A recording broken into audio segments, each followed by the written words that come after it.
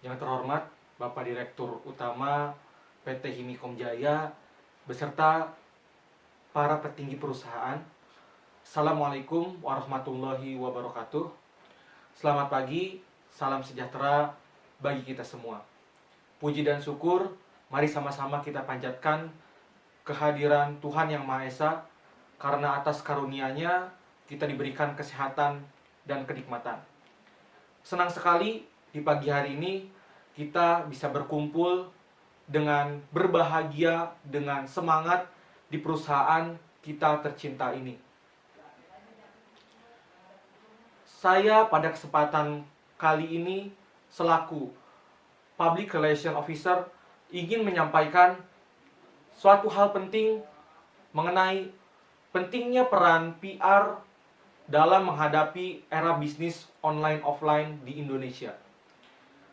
Seorang PR corporate memiliki peranan penting di perusahaan. Dapat dikatakan seorang praktisi PR merupakan jantung dari perusahaan. PR harus bisa membuat citra yang positif untuk stakeholders maupun shareholders. PR juga harus bisa mempertahankan reputasi korporasi. Seorang pengusaha sukses pernah berkata, yaitu Warren Buffett, perlu 20 tahun untuk membangun sebuah reputasi, tapi hanya perlu 5 menit untuk merusaknya atau menghancurkannya. Seorang PR akan memikirkan hal-hal itu dengan cara yang berbeda. Hal ini erat kaitannya dengan seorang PR. PR berperan untuk mengajak seluruh elemen perusahaan bahu-membahu mempertahankan sebuah reputasi, karena reputasi ini adalah modal utama untuk suatu bisnis.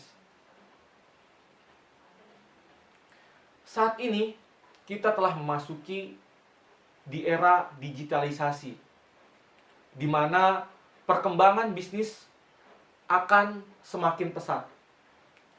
Maka dari itu PR perlu memiliki ide-ide kreatif agar perusahaan dapat menyesuaikan dengan keadaan yang ada.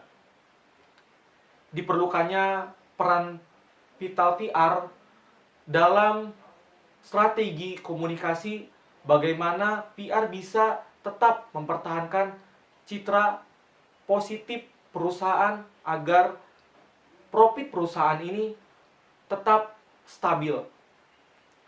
Maka dari itu perlunya promosi yang branding perlu ditingkatkan.